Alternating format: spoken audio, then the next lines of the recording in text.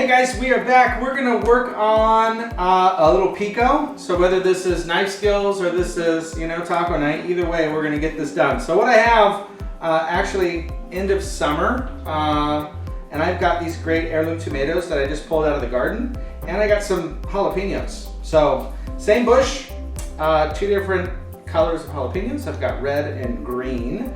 The red are just a little bit older, and they've developed a little more sweetness. Okay, so I'm going to show you a couple tricks on those. I got some cilantro, garlic, onion, lime. So this will be our Pico, and then a little bit of seasoning I'll throw on that.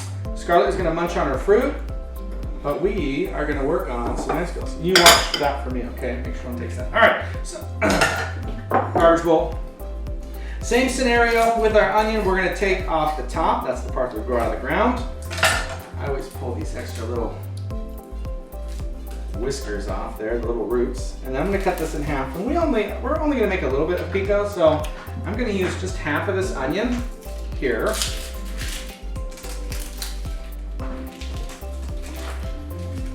Okay, and then leave the root attached, and then we're just going to move through this onion in a semicircle.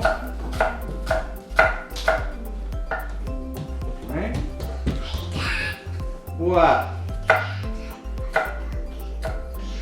No candy. She wants candy. We'll have candy later, okay? All right, so we leave our root end attached, and it holds our onion together, and then we're gonna come back through, and these are small little dice here.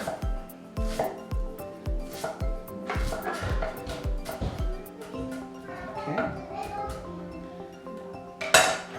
See that? She's got no from dad and she's out there asking mom right now. See that? Good cop, bad cop.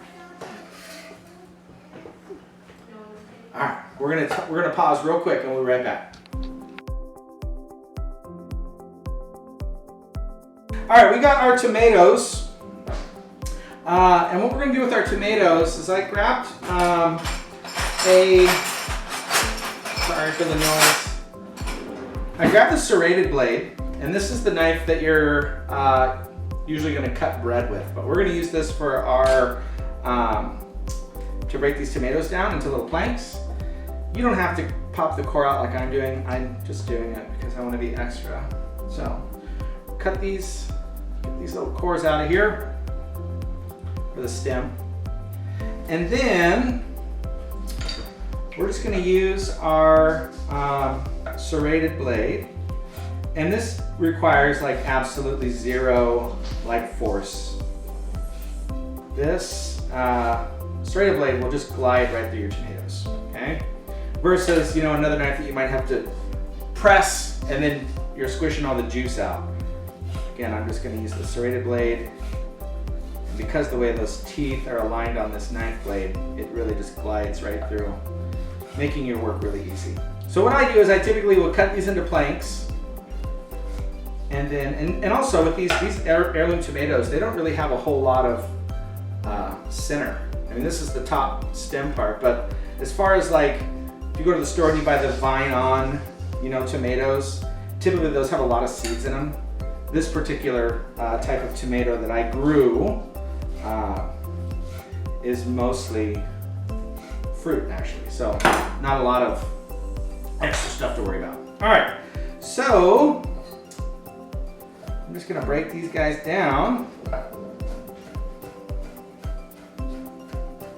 If you want to get rid of some of the juice and seeds, you're welcome to do that. I like them, so we're gonna leave it.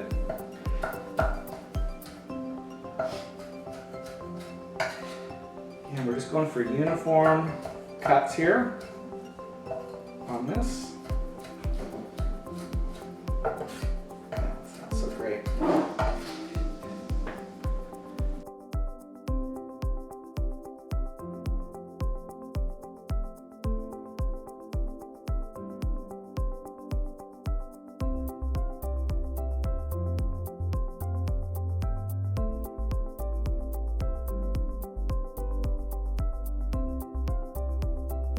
All right, so we have our tomatoes in. Next we've got our jalapeno, and I like spicy, but not everyone in my house likes spicy. So we're gonna just go for the flavor of the jalapeno, and the way that you're gonna do that is if you just cut off the top part of the stem, and then I always cut like just a little piece off the front there, and that's gonna go into our mix. And then what I'm gonna do is I'm gonna actually just cut the green, and you guys can see here the seeds inside. So what I'm trying to do is basically cut the pepper away from those seeds, because this way we'll get the flavor of the pepper, but not all the heat. Okay, so the heat lives in the seed and in the pith and that white part. So I'm just gonna cut away those bits right there. Okay, so that's where the heat is. So we're gonna try to remove that. If you want some heat, then you can add that in. I've got a 3 and a 9-year-old that don't really care for it. So we'll get rid of those. Okay. And then I'm gonna cut these really small, really thin. These are like 1/8 of an inch thick. Because I don't really want to bite into, or I don't want one of my guests or my diners to bite into a big hunk of jalapeno. I wouldn't mind it. There's a sandwich shop that happens to be right across the street from school, pretty popular, and they have jalapenos that you can put on your sandwich when you're making your sandwich. And sometimes you'll have them put on jalapenos and they have really good flavor. And then other times they're just screaming hot. So I'm not sure why the mix is like that, but I like the flavor of the jalapeno, but I like heat. Don't get me wrong, I like some spice. But at the same time, I like to be able to taste my food, and when things are like so hot, some of you guys like to eat the chips that are like so hot that after like 1 or 2, you're like catching your nose running. I don't want the food that hot, just because at that point it's, I don't taste anything when it's that hot. I just know that it's hot. Okay? All right, so we have that. We're gonna throw a little bit of garlic in here, and I have a bulb of garlic, and inside this bulb are multiple cloves. So we're gonna go with just one for right now, and then we can add more if we want to. Okay, so we've got, right now we have tomato, onion, and some jalapeno, and then we're gonna just give this a little pop with the side of a knife. Make sure that you have the knife flat and you're striking it straight on top. This one just kind of melts it on the cutting board here, and mince it up. I also don't want to chomp into like a chunk of garlic. So what I'm going to do is I'm going to actually use my knife, kind of smash this down and make a paste out of it.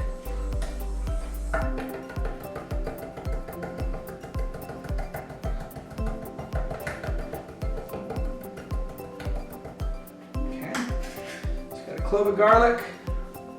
I'll go in. And I've got some cilantro. Some folks will just munch this all up, and you can, but I don't really want the stems in mine. I want more delicate flavor. There's more flavor in the stems and roots, typically, of herbs, but I want the delicate flavor. And I really like cilantro, so we're gonna go kind of heavy-handed with this. If you don't like cilantro, then you can back off. You don't have to add so much of it.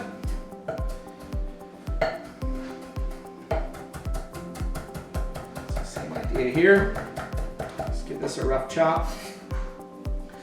Get that in. Okay. And then we have our lime, but I might actually have some. I do have a little bit here. A little bit of lime left over from something, I'm not sure what. Give that a juice.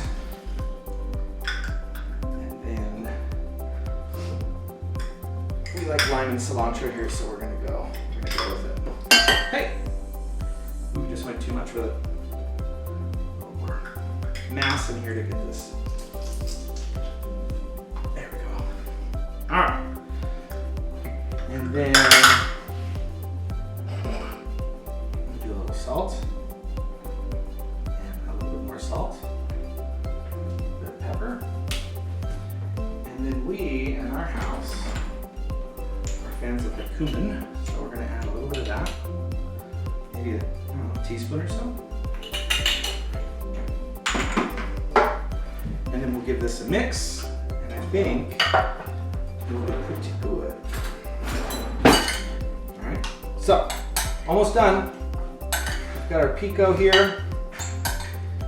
I have some leftover pulled pork that I did. And we're gonna actually get that in a little bit of oil and fry it out. But actually what I'm gonna do is I'm gonna make a second little condiment for our tacos. And I have these avocados here, and I'm a little nervous. I don't know how this is gonna go. So we may have to edit this out, or we may roll with it. I bought these avocados about a week ago, and I had intentions of doing something with them, and then we didn't. They're a little bit soft, but we'll see. Ah, perfect. How about avocado number 2? We really like guac here too, so hoping that this one's good too. Yeah, we can live with it. All right, so we're gonna make a little bit of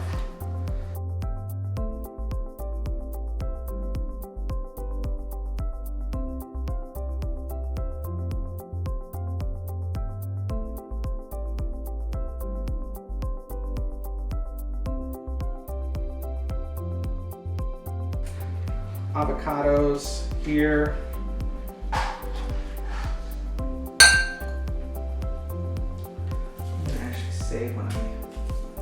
Save one of my pits, because we always put the pit back with the avocado. We're not going to eat it right away. We put the pit in there.